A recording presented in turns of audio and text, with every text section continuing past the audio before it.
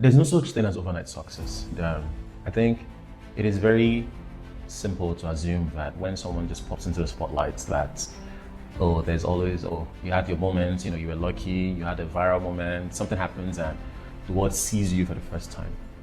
But if there's anything I've learned, on this journey is that you could go like truly, truly great and remarkable things can go unnoticed for a really long time. In all my travels, I've seen people do extremely remarkable things in the world, but they're not known, they're not seen. And attention being like the greatest currency of this time means that if you're not able to call attention, it is almost not enough to do great work, right? People do not see. So the true story of success is what is unseen. And I believe it's also what has defined the very essence of who I am. That from day one, I'd always defined my own success through the lens of the impact that I'm creating in the lives of the children that I've met and the work that I've done. And now the world is just getting to see that and be inspired by it. So yes, I've always been that guy. Everyone else is just catching up to it now. Fantastic. It's like someone once said that you've got to be before you can do, and you've got to do before you can have. Yeah, it's powerful. At just 10 years old, you left school due to family financial situation, and you started spending time in a barber shop owned by Bros B. Yeah. Shout out to Bros B. Shout out to Bros B. He was playing chess, and in your own words, when you saw the chess setup, it was love at first sight. But there was something there that you did that was so powerful. I was telling my children about this last night, that you went home, used clay, molded the characters of the chess pieces, taught your brother how to play it so you can win it, and that way wired neuroplasticity in terms of practice. That's a lot of self-agency. With the little that you have, created something like that. How do you cultivate that mindset from us coming from Africa and other to the parts of the world? You don't have everything, but how do you cultivate that kind of, self-agency and growth mindset? I think a lot of it was, for me, it was survival. And we grew up in a very small place where we had very little to work with. And especially in that time, it was within, I wasn't in school. There was no money to go to school. We could barely put food on the tables. To a degree, we're already like fully conditioned to think survival first, right? And my parents always drummed it in our ears that Tunde, remember the son of whom you are. If other children are doing 10 things, you have to do it 100 things. If other children are doing 100 things, you have to do 1,000 things because your fight is different. And it was something that I was always constantly reminded of. So for that reason, I was a very curious child that wanted to learn everything, that wanted to know everything. So I was also quite artistic. I could draw, quite well. To a degree, my parents also weren't having it. It was always study, your books, nothing else. Right. So the thing about agency is something I've spent a lot of time reflecting on. And I think is also what has enabled me to be able to actually bring in this sort of novelty into the world. Because when you decide to do something no one else has ever done before, especially not like this, you're going to face a lot of resistance. And having very high agencies, knowing that, there's just this internal compass that you're trusting your intuition to intuitively do stuff, even without having a template, right? To intuitively continue to pursue something that isn't exactly known, that something that isn't exactly prestigious. And I think this is the most valuable skill we have to teach our children now, right? Because we're living in this era of abundance where AI completely destroying the fabric of society as we know it. So what we're basically doing with the way our educational system is set up is we're training our kids to go and compete against computers, right? The world is going to change. The world has changed. And in the next decade, it's going to look a lot different from what it is now. So agency is the ability to act, right? To act on an idea, on some information that you have without approval, really without even seeing like a clear template for it. And one of my favorite examples of it was, the Wright brothers. And that is where you really like separate people that have very high agency from people that have very low agency. Is that they're different. They have a different way of observing the world, of noticing things, right? That is always the clear distinction between two people. It's like they look at things that are similarly mundane and they observe it differently. And the Wright brothers were looking at a bird, and the question came down to, why can this bird fly and humans cannot fly, right? And that question led to this incredible discovery of what we now have as airplanes, And just imagine a world without airplanes now. Terrible. Just imagine what that would mean. And being able to act on that curiosity, right, was a differentiator. Everyone else definitely could see a bird fly and they could probably be fascinated by it. But having the agency to sort of like think about that and act on it in a way that leads you to a point of creation, is going to be the most valuable thing right now for our time, for existence. Because now we have AI. We can do anything with it. But some people still wouldn't do anything with it, right? Because they don't know how to take that and build it into something that gives them ownership. Yes. Right. And for me, as a child, I always had that. For me, it was survival. I had to see the world a bit differently because I knew my fight was different. Chess was the only thing I had. And I built my entire life and identity around it because it was just the only thing I had. Very, very, very, very powerful. I think someone once said that the obstacle is the way. It is the way. It is. It is. The impediment has become the path through which you express yourself. And Yeah. if you didn't go through what you went through as a child from 10 years old, that time, do you think you'll be here? No. My path would have been much different. Yes. I mean, there's no way to tell, really. I could have taken a million other paths, but I think there's always a connection between what is your pain and what eventually becomes your purpose. I think the depth of the pain that we sort of like nurse or that has sort of like defined a lot of like our growth, it leaves something with us, which is why, let's say that no pain, should be wasted. You need to be able to construct some level of meaning from it. And when you really search that very deeply is when you find purpose. It's always at the intersection of those two things, pain or some privilege that you have. Yeah. And I think is why someone like me is well optimized to stand in the in-between.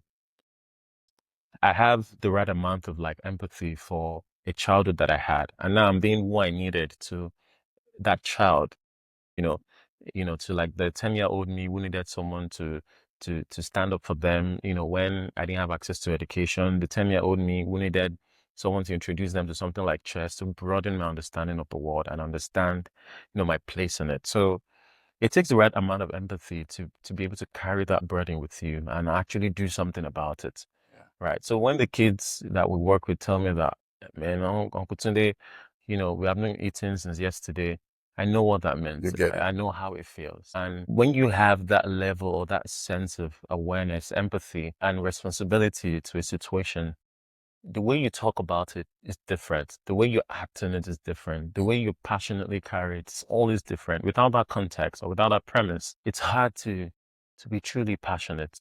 I'm grateful for a lot of my pain, my journey, because it has helped me become what I am today. And without it, I'll be nothing. Fantastic. So you're a master storyteller. I'm not saying that because I watched you in preparation for this interview. I geeked out on everything I could find about you. And you said that storytelling helped bring global attention to your cause. Yeah.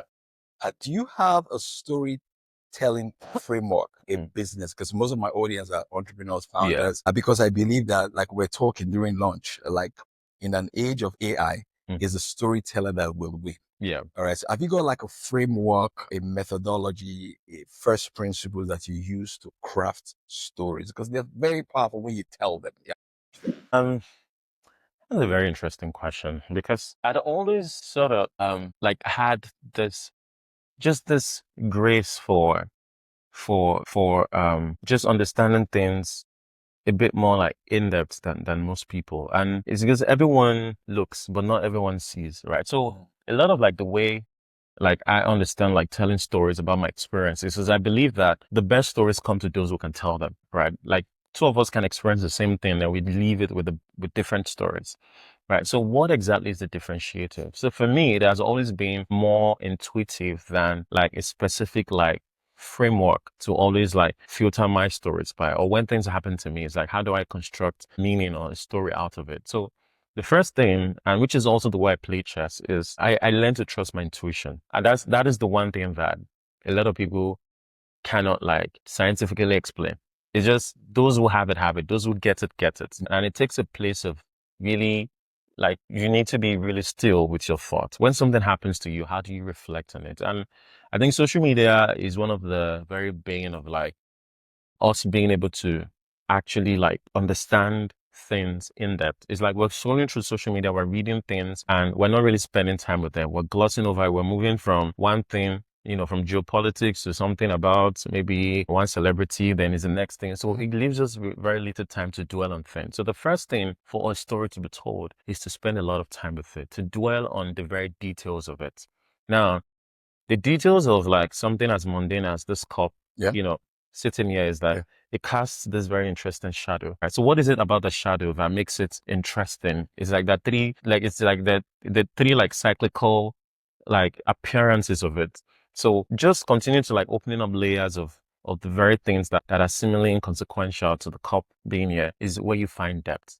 And that depth goes deep into the very essence of who you are. So the story must be breathed through your own frame, your mind, right? The way you interact with the world, it has to come from there. So that is always the first thing for me, which is why when I tell stories, it's always laced with this deep sense of soulful empathy. Yes. I'm telling a story because I empathize with that situation and I want people to feel that deep emotion as well. Right. So that is always the first thing for me. And I'm going to say this also so we can contextualize it within like business and for entrepreneurs that are looking for ways to get their message across. Because it's a world filled with a lot of noise and frivolities. So how do you really capture anyone's attention with the story of your work or your product? It has to be authentic, which means it has to come from you, right? No fluff, no trying to use like vocabulary and trying to sound too articulate. Authentic.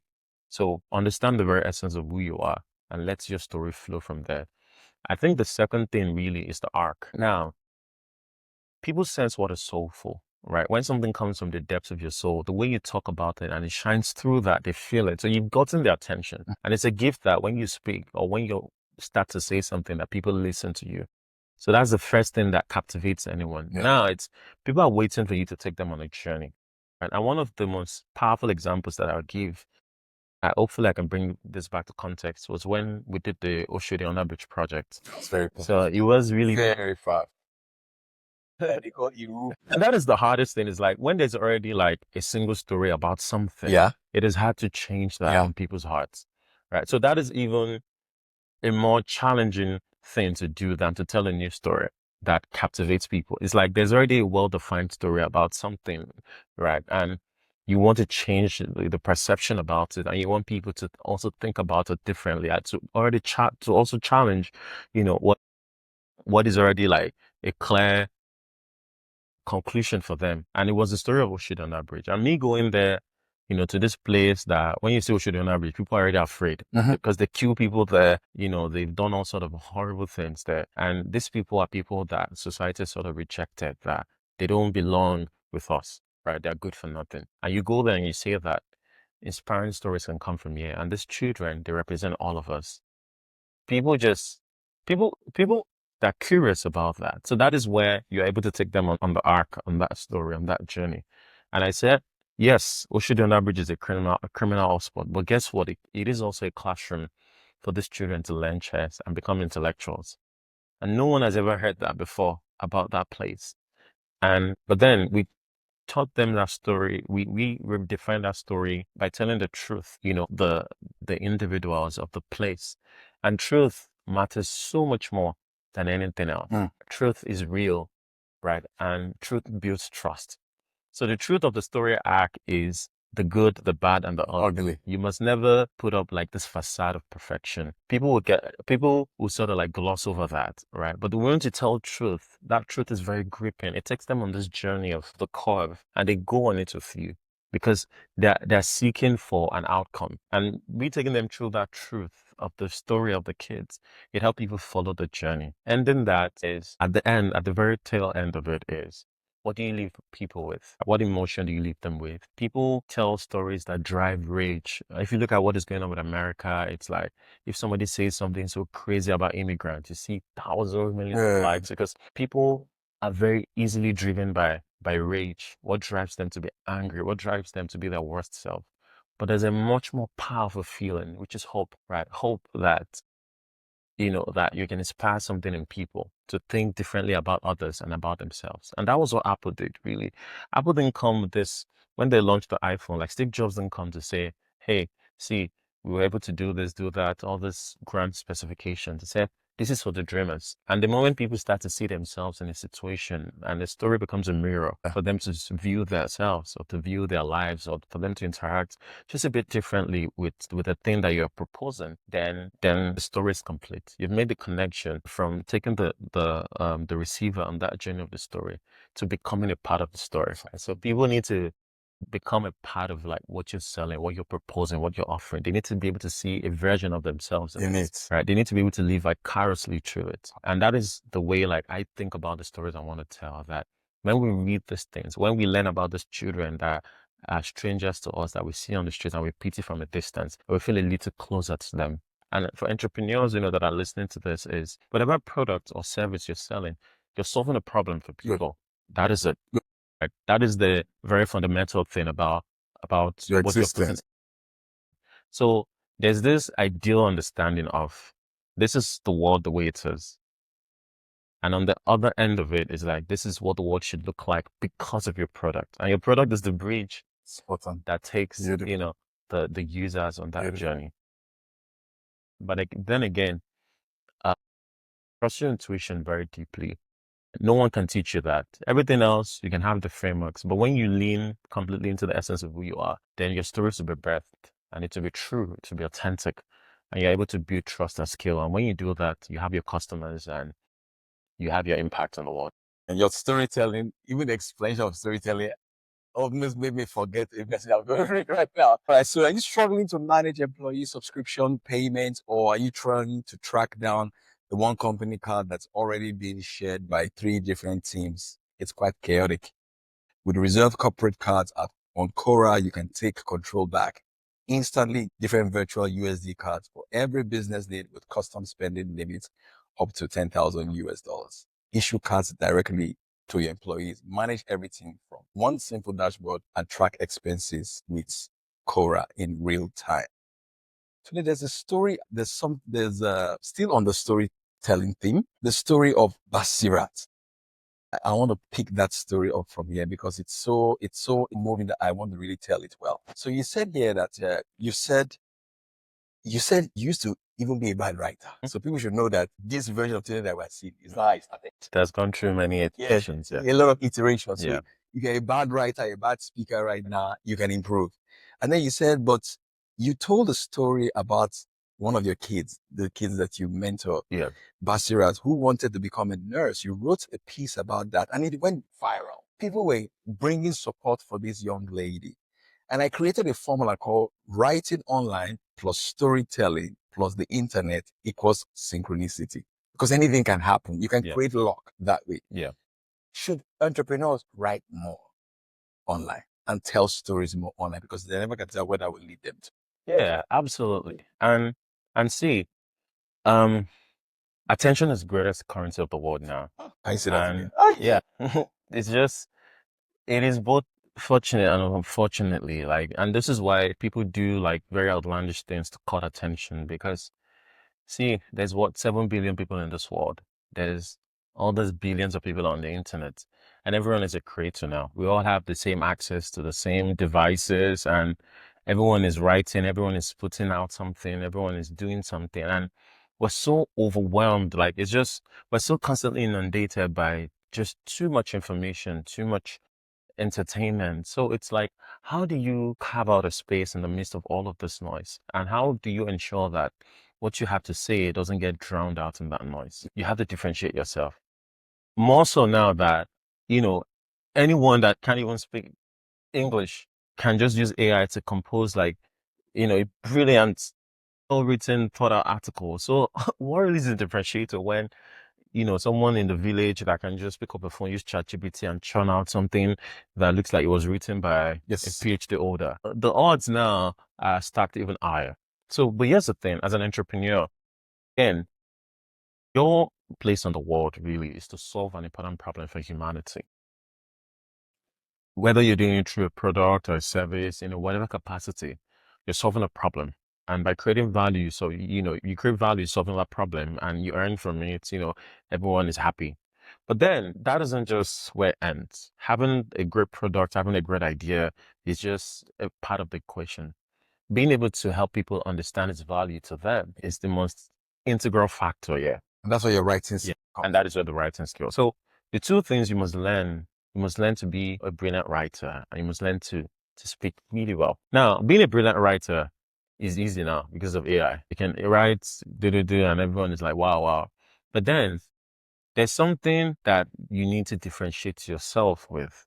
So the first thing would always be consistency, obviously. Now, and especially in this time, social media has given us an opportunity to do something that was never possible before, which is to build trust at scale. In the past, like for you to get your message in front of 1 million people, you have to go to the big media houses, you have to pay thousands of dollars. But now with your phone, I literally tweeted something 2 days ago and the impression was like 3 million people. And it was just a mindless tweet. That's so that many pieces of your chest. Yes. So again, So how many pieces of your chest? 100 pieces. Yeah.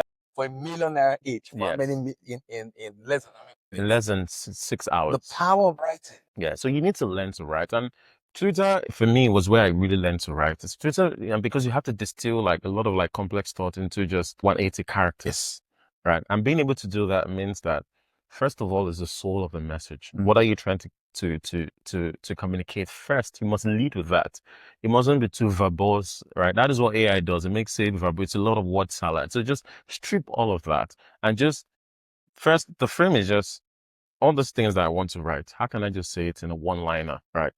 And which was like for us for the Oshodi project now, it was like we're looking for a way to help people empathize with the stories of these area boys that we consider societal dejects. And guess what we came up with? I just said we are all Area boys. Yeah. And of all the things that we said, all the things we did, that was the most powerful thing that resonated with people. Yeah. Right. So again, in your writing, don't aim for like virality, aim for resonance. What is it that stays with people when they read from you? What resonates deeply with them? Virality in some way is really based on luck, right? You could do something to go viral or not, right? But what you can actually control is your ability to write something that deeply resonates with your audience. So it has become very expedient for every entrepreneur to be a storyteller. No, maybe not even a writer, because now it could be video content, whatever content you choose to like pass your message across, but you have to be consistent and authentic with it. And that truth in your journey is what makes you relatable to the people you're trying to reach. And if you do that over time, right? You do that over time. Say you've spent like maybe like your readers or people that consume like a lot of what you're sharing. Yeah.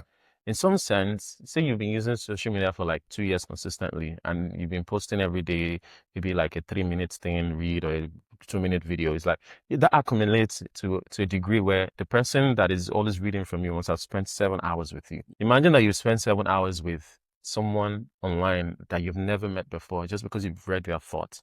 How does that make you feel about that person? It makes you feel like you know them. Like you know them. So that's what you must aim for. Like you must aim to create that level of relationship, end to end. Don't think too much about the numbers at scale. But if you're able to do that consistently, you're going to pull in people deeply into your community. And when you have that, then you can sell anything to them. And every entrepreneur must optimize for that.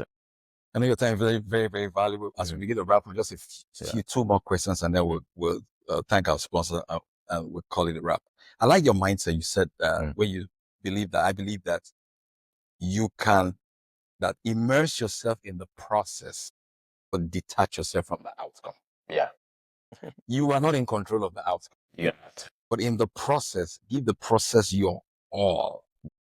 Because by luck and synchronicity, it can, truly help you. Chess is a metaphor for life. Let's go a bit deeper. What's the mindset and strategy of the pawn that moves across the board and becomes a queen? Because I love one of your metaphors where you said, the African child is like the pawn and it can move to become the queen, but it has an upside and it also has a downside. Yeah. If it becomes a terrible queen, it's terrible for the whole world. If it becomes a positive queen, it's positive for the whole world. Yeah. What's the mindset of the pawn that moves from the pawn to become? I think the mindset, the journey of the pawn in many ways, sort of reflects on like our own like individual. Sorry, for context for those who don't know chess, give them a bit of the character of the pawn. Is enough. Okay. The pawn is the least valuable piece on the chessboard. Yeah. It has a value of just 1 point, right? Which means it can very easily be lost in battle, right? Unlike the other officers, the big officers at the back, the rook is 5 points, the knight 3 points, the bishop 3 points, the queen 9 points, most powerful. The king is invaluable because it cannot be lost in battle. The moment the king is captured, the game ends. But the pawn has just 1 point. Right. And the value really is in the restriction that it has, right? So the pawn can only move 1 square. From the beginning, it can move 2 squares, but from henceforth, it's just 1 step forward. And it can't move backwards, it can't go sideways. It can only capture diagonally sideways. The pawn is so small and its impact on the game, seems very insignificant, right? Because it's just a pawn. It can be sacrificed for the greater good. But then there's also something deeply significant about the pawn that isn't obvious to everyone. It's like this pawn, as it is, it can be more powerful than all the other officers at the back. Really? Right? But it has to just do one thing. It has to get to the other side of the board. And imagine all these big men and this small pawn like this needs to, in any way, just find his way to this place. It won't be easy, of course, because he has to face the entire army here. Yeah. Right? But the pawn has to be brave. And which is what would be the most important quality of any entrepreneur is to have a lot of courage. Now, there's an abundance of intelligence now because we literally have artificial intelligence, but there's one thing that would always be valuable. It's now the courage to take your ideas and to impress it on the world. Interrupt you a little bit. You said act as if what you do matters. You must be deluded. So that quote enters this thing at this point. And that's the pawn. The pawn must be completely delusional about its journey because it is the weakest piece. It is surrounded by an army of everyone that is rooting for it to fail, that is trying to capture it. But if the pawn is able to brave all odds and get to the other side, that goes a transformation. So in chess, we call it pawn promotion. So this pawn can become the most valuable piece, which is the queen. And the queen is the most powerful piece. The moment the queen returns on the board, it has unbridled strength. It can also become any of the other officers at the back, but then the pawn takes on a new identity. So it really tells us that our journey of growth, right, isn't a final one. Like, it is something that progresses over time. And we have to be confident in our potential to become, right? The journey of becoming is where all of the growth happens. And that is it. The thing about the pawn, really, it's less about, the outcome or the destination or where it's going. It's for that pawn to get to the other side. It has to become many things on that journey. It has to become tenacious. It has to become unbreakable. It has to never be able to look back. Because literally, it can't even go back. It is confined to a destiny of like going forward. That's a fail or to win in whatever capacity. So it's like whether we're starting from or where we're going, it really doesn't matter. It's what happens in between. It's what we become on that journey. It's what defines our lives, right? So the pawn for me is my favorite piece on the chessboard because it is the greatest miracle of chess for me, that a small one can become the big one. And what I love so much about it is also very non-obvious, right? It isn't clear. Like you look at the other pieces and you are intimidated by their look, by their strength. But the strength of the pawn is a quiet one. It's one that happens and it's time.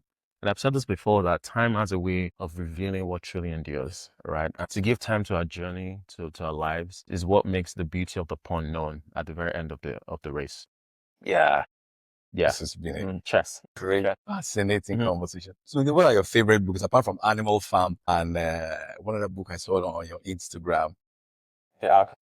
I know you were saying that you don't have time to read like you used to read. Yeah. The Alchemist, Paulo Coelho is a great book. My favorite line in that book is that when you go into the universe to seek your own personal legend, the universe will conspire to make it a right. Yeah. So what are your top 3 books right now? Right now, I mean, now I'm leaning more towards just reading a lot of poetry. Yeah, okay. Because, what are words? But poetry is a way to make words dance. Words communicate meaning, but poetry, it just makes it dance. So it makes words feel like alive. It's like you're reading something and it feels so alive in your mind. And so I've been reading a lot of poetry. But one book I would always recommend, everyone should read right now, is Naval's Almanack. The Almanack of Naval. Oh, it's such a very good book for every builder. Everybody. Right. I think it's very important that you read it. And it's free online, so you guys can check it out. It's free Yes, online. yeah. Naval's Almanack is a great book. And it talks about like creating your own luck. Yeah. It also talked about how to know what to work on, because it's one of the most important decisions we'd ever make. Yeah. Because a lot of us are drawn by the prestige or the allure of what is popular, what is cool, what is respectable in society. Yeah. But that isn't what you should be attracted to, because that is already totally spent. If you're saying we are an investment banker, there are millions, thousands of investment bankers that it is like, what is your own differentiator, right? And how do you learn to lean into what is your unfair advantage? Yes. Like, how do you learn that? Sometimes you don't even need to waste too much of your time trying to network. It's like, go out and do something truly remarkable and your network would emerge. So these are some of the things that reading Almanack, has taught me. And I think it's such a great suggestion for everyone. Yeah, it's a good book. Everyone should check out that book. Today, this has been a fascinating conversation. I want to thank everyone who made this episode happen. I want to thank Zubair for making this episode happen. I want to thank my people at Cora. Again, click on the link in the show notes to struggling to manage employee subscription payments. Are you trying to track down the company card that's already been shared by 3 different teams? It's quite chaotic. With reserved corporate cards on Cora, you can take back control instantly, issuing virtual USD cards. Click on the link in the show notes and get that. Today, I want to say thank you. Thank you for having me. Your life is remarkable. I was telling my brother yesterday, I said, no one I'm connected to this guy. When I was young, nurse gave me the wrong injection as well. Really? Yes. Yes. So it resonated with me deeply when you were talking about what you went through. You couldn't even work for like 4 months after the surgeries. It's been a great one. But I want to end with this quote when you said about stories. I love it. I told my children this last night. I said, the true storyteller must carry the burden, the beauty, the wonder, and the terror of the story. So entrepreneur, don't say, oh, they use my product and they were feeling better. They used my products. They were big. Now they're slim. They got their self-esteem. Carry the burden, carry the wonder, and carry the terror. Because if you don't feel it, the audience will not feel it. We feel you because you feel everything. Everything. There was one day you wanted to go to church and it was raining. You couldn't go to church. You brought out a piano and you were playing. I was like, yo. Because if you feel it, the audience will feel it. They will. Tunde, thank you so much for coming on the Powerful Podcast. Yeah. If you just say 1 or 2 words and in 30 seconds, just encourage people who are listening to this. Yeah. Thank you so much for having me again. Yeah, of course I did. Incredible. And because you've also seen a lot of what I've said in the past, I'm trying not to see the things I've said before. Yeah. Because like I said, I'm in this phase where I'm learning to become much more deeply integrated, intimated with my new experiences, so I can tell the right stories around them. And like I said, so everyone out there trying to build something meaningful for the world, you need stories. Stories change and explain our world. And the best stories come only to those who can tell them, right? And you must lean into what the message is for you first. And if you're able to get that message, it's easy to communicate that to the world, because I think the world is craving deeply meaningful stories. It's so easy to get lost in the noise of what the world is telling you, right? The world is telling you that you have to be this, you have to be that. Being able to like quieten that and listen to that inner locus that kind of guides you is where every true story is birthed from. And as long as you lean into that, like you rightly quoted, you're able to carry both the beauty and the terror of the story, the full weight of it. You should never be afraid of feeling all of the emotions. Like, you shouldn't be afraid of, all of the failures that come with your journey. Everything tells a story of what is possible, what can change, and what eventually creates value for people who follow you, or people who want to learn from you, or people who want to get your product or service. And when you do that, with the authenticity that it deserves, I think you change the world. It is how we change the world. This is the only way our civilization has advanced. Because men and women of great stories, they've been able to sort of like distill that into a product, into a service. The story of the airplane is a story of somebody's imagination. The iPhone, is a story of somebody's ability to think in this beautiful design way, right? Everything you see around us, it's a beautiful story that has been brought to life. So lean into your own story and make it into something truly remarkable and tangible for the world. So I wish you all the best. I'll be unkind to ask you one more thing, like Steve Jobs will always say, there's something in psychology called enclothed cognition, that what you wear affects how you feel. You know where I'm going to with this, right? When you wear that cap, what does it trigger? Because I know some clothes trigger certain things. Yeah. What does it trigger you? It's a crown. For me, the cap is a crown. It's not a fashion statement. It's a crown that reminds me of the burden that I carry. It's both a crown of beauty and a crown of thorns as well. Because when I wear the cap, it's like I take on, this identity of the bridge builder. And like, my friends would always say, say you're a builder and you're a liberator. And it's not easy to do that, right? So wearing the crown is like my own Superman cape. That's right. And I don't just wear the crown, I wear it for children too.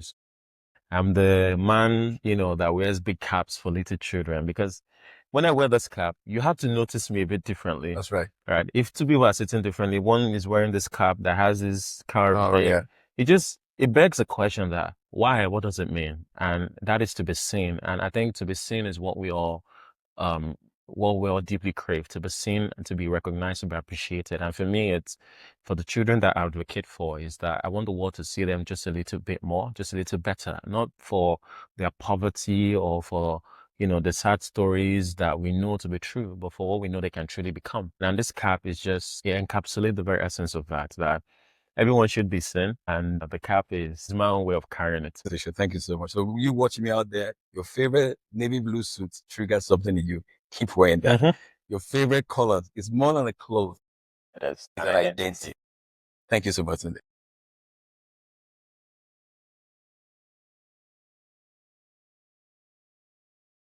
This hits. This episode of the Paul podcast was powered by Quora. Are you struggling to manage employee subscription payments? Or are you trying to track down the one company card that's already been shared by 3 different teams? It's quite chaotic, isn't it? Right? With reserved corporate cards on Quora, you can take back control, instantly issuing different virtual USD cards for every business need with custom spending limits up to $10,000. If you want details about this, all of the details is going to be in the show notes of this episode of the Paul podcast. The episode is also sponsored by SurfPager. SurfPager is a AI and CRM tools that helps you track your salespeople's activity so that they can close more deals. Everything is in the show notes as well. Let's get into the episode for today. Let's go. Boom!